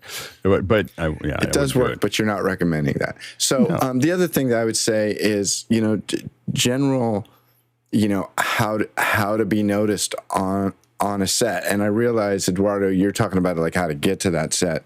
Some of these other ideas are good, but simple stuff like, don't put your hands in your pocket. Don't stand around doing something. Always ask, what can I do for you? Hey, I have some time. What can I do for you? That person on a set gets remembered. And if you want to get, I'll tell you, my number one place to be impressed by people is YouTube. Have a great YouTube channel with great work on it. Show us what you like to do. Show us what you can do. Yeah, that's what I'd say. Next question. Next one in from Gary Lund in McKinney, Texas. Yesterday's ChatGPT 4 Turbo was released. Thoughts? I haven't had time to look at it, so I don't know. I don't have a lot of opinions about it. It looks like it's better. That's the word. It's better. But I don't see it in. I think that this is Turbo. I believe is mostly is for API developers. I haven't seen any update to my interface. So unless they're just changing it, I still see GPT 4. It says it's the latest. Go ahead, Courtney. Yeah, I tried using Microsoft's Copilot, which they've built into Windows 11 now, but I found it incredible. Maybe it was just the time of day I was trying to use it, but I asked a question in the Copilot, and it's using ChatGPT 3 or 4, and I clicked on most precise. So I asked it a question, and the result was so slow that it was doing about one word, of its answer for every 5 seconds. You asked it a very hard question. No, it wasn't. But it was one where, it should be able to, compose an answer almost in real time that you could read it. But for some reason, it was like one word.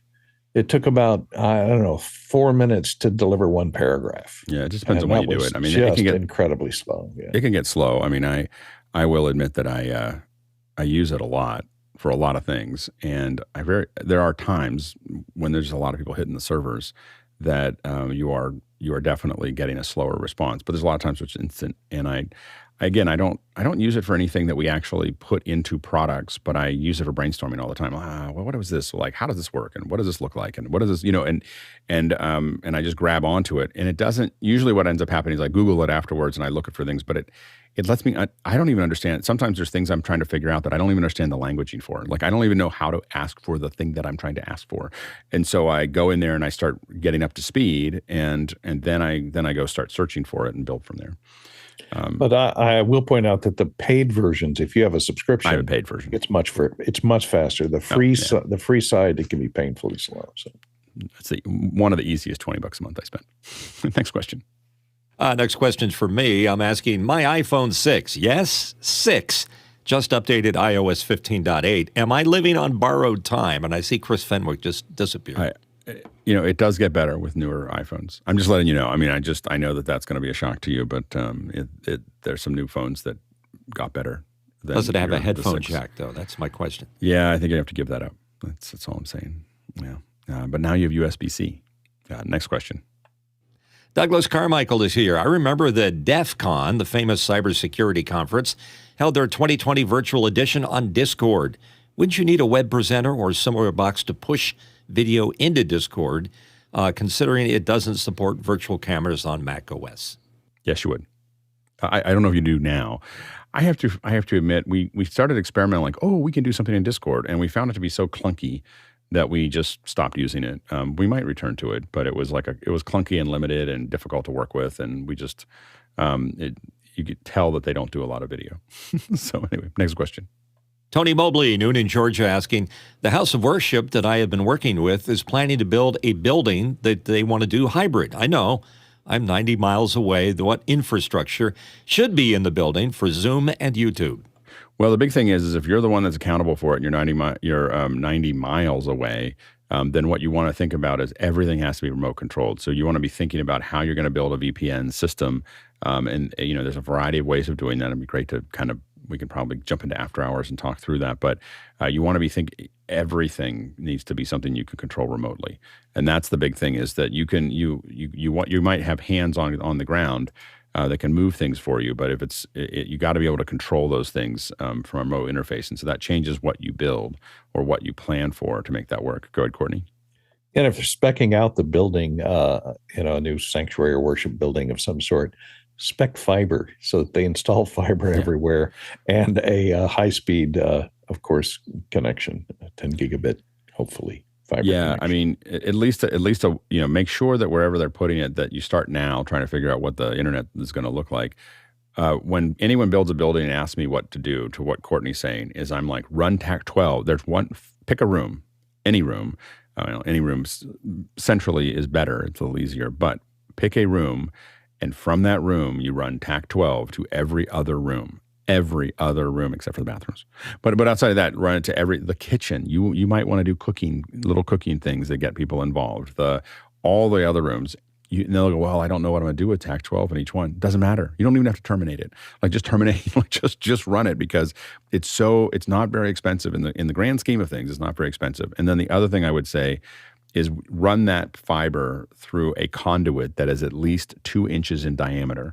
So just, everything, you want conduit between all of these things, not just like attaching it to the wall. And it'll be a little bit more expensive. It is not like someone will go, oh, it's $3,000 to do that to all the rooms or whatever. Worth it, like compared to whatever you're spending on the rest of the building, worth having the extra, spend that little extra there and make sure that's, talk to someone about it and make sure that you know how you're going to get cables in and out of that. It is life-changing when you get that working correctly. Because, and I've walked into a couple, like my house is partially that way because there was a CTO that had my house before me.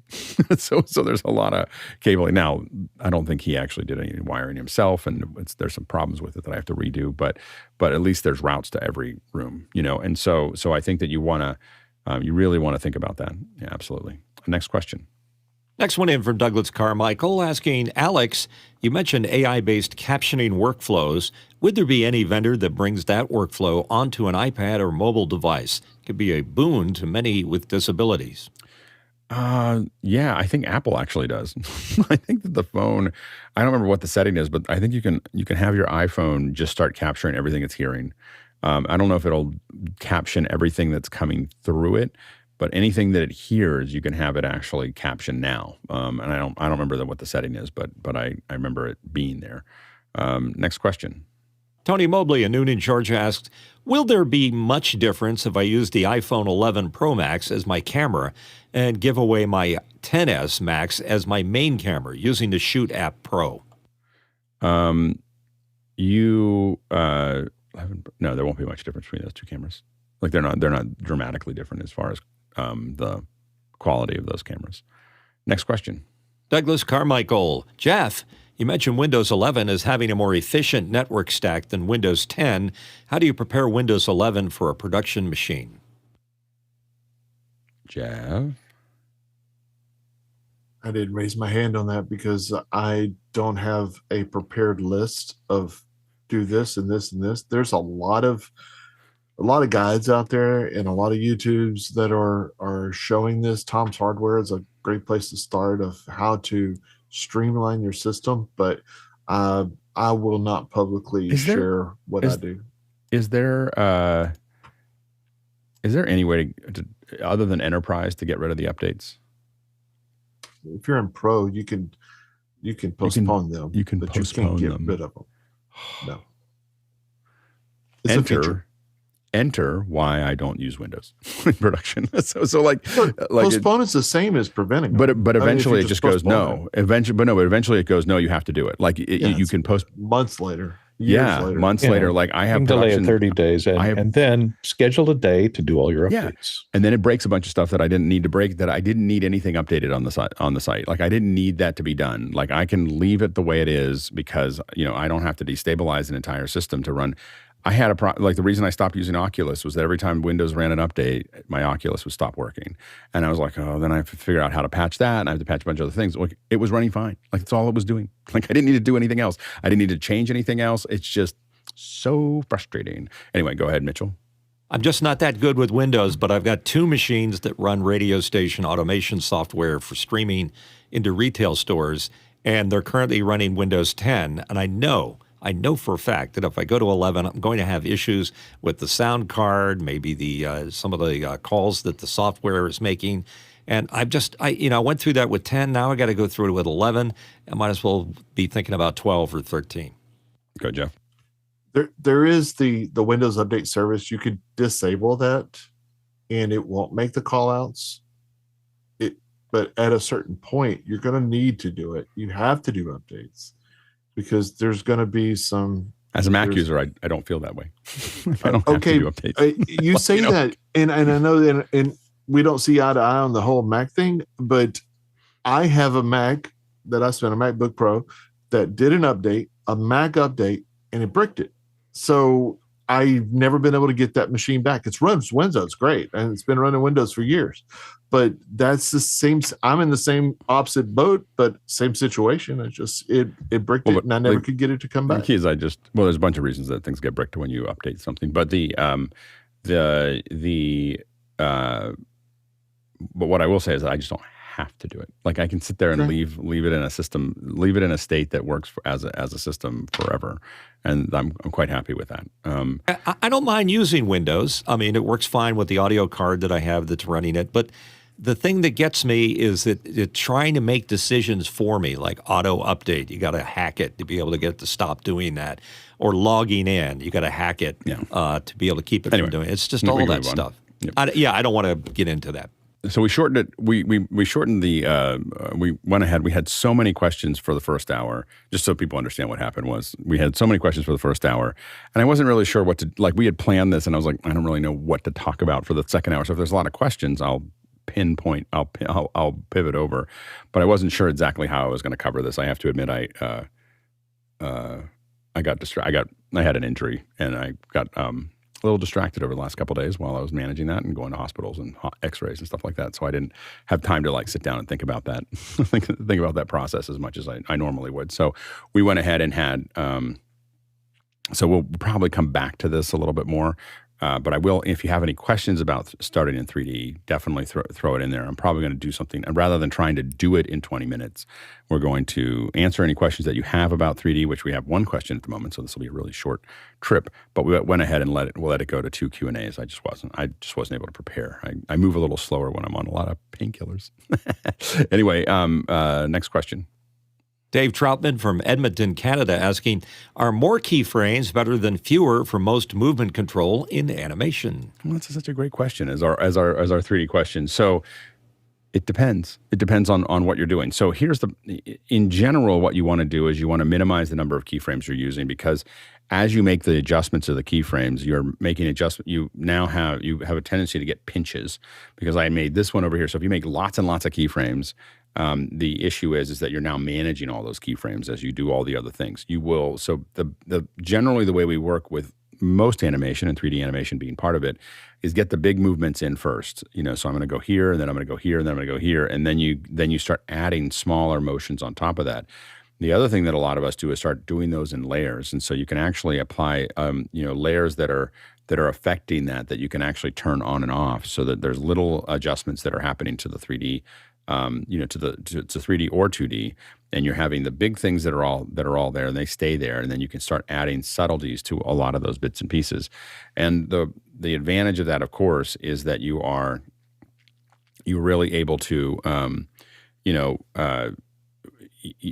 big thing is that if you do the little things first, getting to the big things, now you can't get there without, like, the big thing you end up with is velocity changes. So one of the things that we used to have, still I have not seen properly displayed in any 3D or 2D app since I was at ILM, which was we had an animation where we could set the keyframes, and you would see two things that were underneath it. You would see your velocity curve and your acceleration curve. And the velocity curve is, of course, the derivative of your F curve, your function of position over time.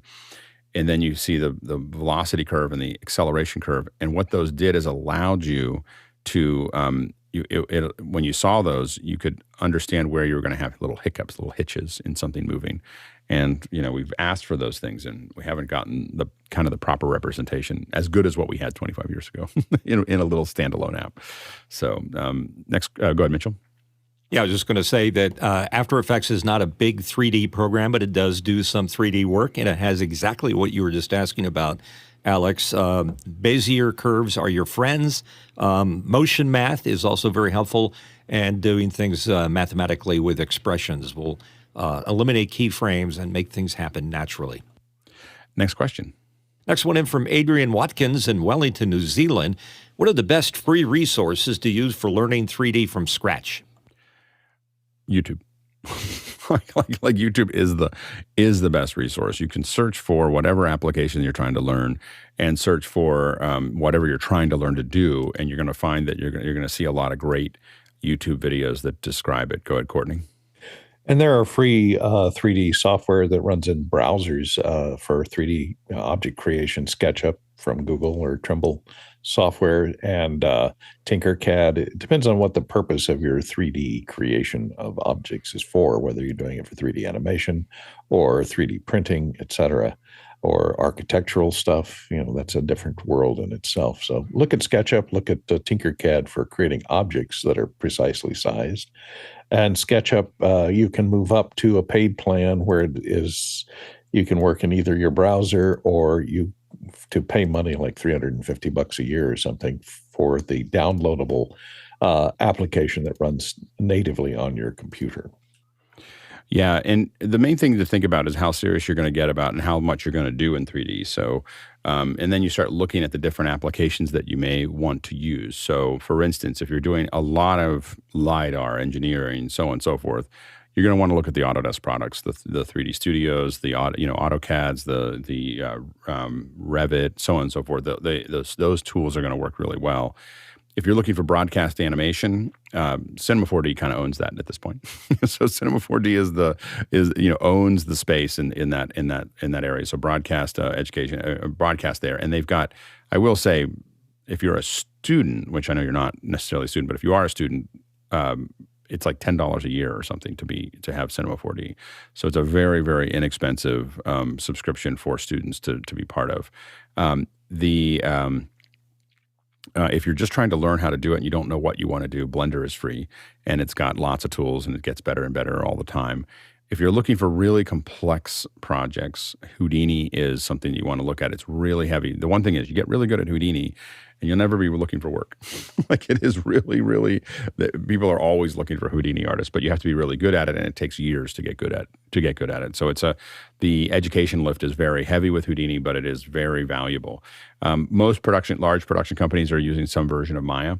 So Maya is still is kind of the one that runs it. It's not that they use Maya as the core. So in all of these, it gets into, it depends on what you're trying to do. But those are things to think about. SketchUp is obviously very popular in architectural, and we use it a lot for our visualization. Like right now, we're building some stuff, and we take their drawings and use SketchUp to turn those drawings into a 3D model that we can work with. So those are some of the things to make. I will say, as a note, Adobe's doing some great work in this area right now. They're 3D Substance, and some of their tools are getting to be pretty impressive. You were going to say something, Courtney? Yeah, I was going to ask you if there's any free on-ramps to the more expensive, like Maya, and the more expensive 3D graphics packages out there. Do they have entry-level free, limited work? They have had some student versions of these things. I'm not sure where those sit right now. But a lot of stuff came out. There was a lot of. I will admit that I don't know what impact what we did at Pixel Core had. But there were two things that we pushed really, really hard with all these manufacturers when we were partnered with them, because we were partnering with all these manufacturers at the time. And we were like, there has to be a free version or a very inexpensive version for beginner users. People are pirating your software because they can't get a hold of the real thing and they can't train. And that's actually affecting the supply of artists for your production companies that are buying it from you. So you got to figure that out. Number two was that you should do a subscription service so people can pay for it. So we were the very first subscription services but what we did is we said you pay $50 a month for Pixel Core, and what you got was obviously all the community tools, but you also got you got access to Commotion and Softimage and Cinema 4D and Rotoscope, and all the RealViz products and a whole bunch of, it was like $50,000 worth of software for $50 a month. And I said, that's what people want to do is pay subscription. I probably shouldn't have said that so loud. But I was the one driving the industry to go to a subscription model, but I wanted one subscription, like one that, like a cable. I really describe it as a cable, like you just you get a lot of people paying a little bit of money and you're making more money overall by doing it rather than charging them individually. And it makes it less expensive for starter people to get into it and everything else. So a lot of the early education versions really came out during Pixel Core. And I don't know if it was in response, but there was a lot that we were doing with them at the time. And then we saw education versions come out. I think a lot of them were pushed out for just setting up subscription services. Yeah, go ahead, Courtney. Yeah, and I might point out the JavaScript versions that run in browsers are nice because they're portable. They'll run on any machine that supports the browser, JavaScript, and it's portable. It stores all your work in the cloud, so you can, if you have a whole lot of computers and you want to move from iPad to your Mac or to a PC or Windows, it's uniform across all the versions, the ones that run in the browser. So that's an easy way to get started, an easy way to go, and not have to worry about installing a huge program onto a PC and having the right hardware to interface with it for 3D graphics. Absolutely. Next question. Roscoe Jones in Madison, Indiana, with a question: what is different about doing 3D for film or video than for doing presentations or gaming? It's just the requirements, so a lot of times presentations in gaming has its own world. I mean, that's Unreal and Unity and other things like that, and their own engines. And those are three different things. Like video for film, you're worried about things like oversampling. You're worried about reflections. You're worried about, color spaces. You're worried about, matching frame rates. You're worried about, integrating it with live action footage. You're worried about character animation. All of these things are things that you think about in TV and film that you may not think about for presentations or motion graphics or other things like that. And so that in presentations, you're trying to do oftentimes explanations, so 3D animations that explain how something works. In gaming, of course, you're dealing with budgeting for render time. So how many things can I do at 140 frames a second? Like it's not, or 144 frames a second, or 120 frames a second, or 90 frames a second. I got to know, like, what's my budget of polygons and RAM and VRAM and all these other things that have to happen. So they all have different flavors of what you're trying to kind of figure out as you go down that path. And some apps are better at it than others. And there's a lot of other apps like. There's a lot of great engineering stuff that's done with SolidWorks, as well as Rhino. Rhino's another one that does. A lot of people that I know that do 3D printing like to use Rhino for a lot of things that they model. Next question. Next one in from Dave Troutman in Edmonton, Canada. How much do people rely on the physics built into the apps over just knowing how things should move? You try to use physics as often as you can because it's really, really hard to explicitly animate all the things that happen in a body or things like that. When things start to move forward, like what they do a lot of times, they're calculating a lot of things underneath it. So if you see like a dinosaur walking or whatever, you'll notice that the new ones in the new Jurassic Parks look a lot better than the original ones. And part of that was they started calculating things like building the muscles and then building the skin over the muscles and then building the weight into those things and then having it calculate how the skin goes over the muscles and moves through it and then again, even things like fur and hair and everything else, you can't animate that. You need it to just do its thing, to make that actually happen. And so as you start to, physics, and then as you start to drop a bunch of things or blow things up, to animate all of that by hand, not only would it take your entire lifetime, but it would also it will also not look as good because it's kind of like what is actually happening is way more complicated than what you are consciously aware of. Go ahead, Courtney.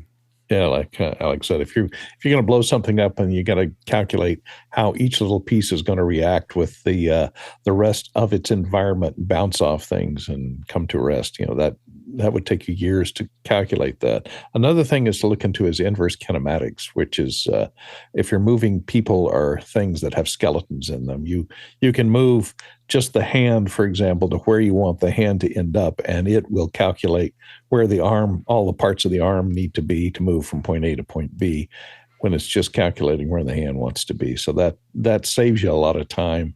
Inverse kinematics, if your 3D software can handle that, especially if you're moving, quadrupeds or people with, octopuses, things with lots of arms. And a lot of times we build IK and FK rigs, so forward kinematics and inverse kinematics all at the same time. So I can explicitly move it, or I can set it as a target, or a little bit of, you can oftentimes do a little bit of both. So those are definitely like you want the 3D system. The more the 3D system can get you away from having to think about those things, the more you can be thinking about how to be creative. So a lot of times, like for instance, when you really look at high-end animators, they have kind of a abstracted set of controls that they're able to just kind of grab onto to kind of animate all the things. And a lot of it, then they work with the riggers to give them exactly what they want and how they want it to work. Like we had it was funny. In dailies, one of the more enjoyable things about Star Wars Episode 1 was Jar Jar's ears, because those were simulations. So the ears were simulations with some controls, and the simulation didn't always work. And so Jar Jar's ears would suddenly like fly out, like they'd stick up, they'd start going all over the place because the physics simulator hadn't quite figured out what to do there. Go ahead, Mitchell. Yeah, I remember in the ancient days of 3D, back in the days of Electric Image, what was that, Mr. or whatever it was? He used to explode things. Yeah, Mr. Nitro was written. Mr. Nitro, right. Mr. Nitro, Mr. Nitro was written to do the explosion in Terminator 2, where she sees the nuke go off in LA or whatever, and she's against the fence or whatever. All the destruction of that is all Mr. Nitro, and it was written for that. And I actually built. I was working on a product that I was going to call. I mean, I really was into Mr. Nitro. I did a lot with it, and I learned how to do all kinds of crazy stuff with it and everything else. But what I did is every night. I was at the time I was working. I was doing legal animation of all things, but I had a whole bunch of computers, and so I would run these Mr. Nitro simulations, and I would just change. I had this spreadsheet, and I'd change one thing 5 different times, and another thing. I had this huge thing where I change all these things, and I rendered 500 animations over about a month and a half or 2 months. And I was going to call, what I wanted to do is build an interface where you just push the button, it would instantly show you how that changes you can move the slider. And because when you see it all, you understand how it was thinking. By the end, I understood exactly how Mark had written it. So Mark Granger wrote Mr. Nitro. And so Mark and I would talk about it. I'd be like, so this is the center of axis, and this is the velocity of that, and this is the movement of that. And so we would talk about it. So I understood what every app did, but that took hundreds and hundreds of renders to understand it. And I wanted to make it instant because you could then understand how it worked. I was going to call it the Blaster's Handbook. But never. I got all the animations done. I never got the interface done. Next question. Josh Kaufman in Pittsburgh, PA asks, what is a good starting point for building custom graphics for lower thirds and other broadcast graphics? Go ahead, Mitchell. If they're sort of more 2D than they are 3D, there's a thing called New Blue, our friend SPX, and believe it or not, the old granddad himself, After Effects, will do it fine.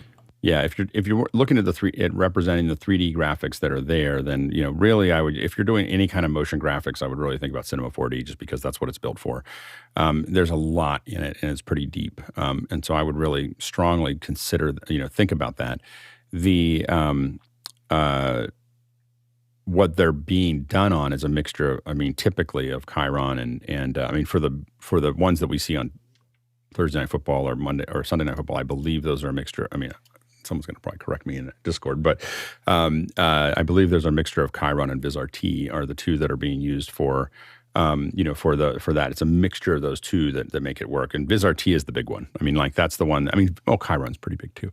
But I know that I had a friend of mine built a thing called Reality Check that they did. They now, I think all they do is VizRT. What they used to do motion graphics for Fox, and they built all the VizRT systems, and it's pretty profound because it's grabbing real time data. I will say, and I don't know how we're going to implement this, but I've been watching a lot of the graphics. The best way to learn graphics is exactly the way I did it, which is that I took something that I liked and I reproduced it to the pixel. And I just did that as my exercise. When I wasn't busy, when I wasn't doing enough, working, I would spend a couple hours a day just tearing apart. You'd be surprised. Like you think, oh, that's a simple lower third. Okay, build it. Build that lower third and see how it looks like. I will tell you that when I started breaking down in my head, like Thursday Night Football, I started breaking down in my head that lower third about what it's doing, and I realized it would probably take me full-time 3 months to build that lower third. And that's without the dependencies. That's just to go through the motions of what it's doing. It would take forever. It is a incredibly intense. But you could go to simple ones, go to college games and do something and take theirs instead to start with. But you could do a whole college course on just like the graphics for most of these football games. Yeah, go ahead, Jeff. You said a lot of what I was going to say. Is VizRT top? They're at the top. Right below that though is Expression, at least in the college market, for sure. And those that can't afford VizRT buy Expression. It's kind of how it's basically told. Chiron is non-existent except in news almost now. In the sports world, we don't see it on trucks. Period. Yeah, And there's a lot of specially built systems but Chiron's not one. It's funny. I do agree with you. Expression is really powerful, and I haven't had. The funny thing about Expression for me was that I requested it for years I wanted a test license so that we could figure out how to integrate it with shows, and Ross wouldn't send me one, and so then it just ceased to exist for me. Like I was just like I was so frustrated that I couldn't, because I could get anything else except for Expression, and then I just stopped thinking about Expression because I was frustrated that I couldn't get a demo copy. Like I was like, I don't care if you paint something over it. I just want to be able to play with it so I can figure out if this is what we need to use. And I felt like the business model was so backwards that I just was angry and wouldn't use any of their products. For the longest time, the Chiron was the same way. You could barely get a demo of that, but Ross was really bad about it. Yeah. But VizRT is, I mean, it's I will say, technical. You really have to understand 3D to get it to work.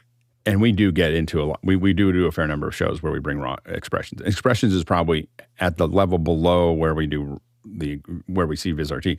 Where we're working, we use Expression. We bring Expression artists in a lot to do those kinds of things, and it's a really effective package. Next question.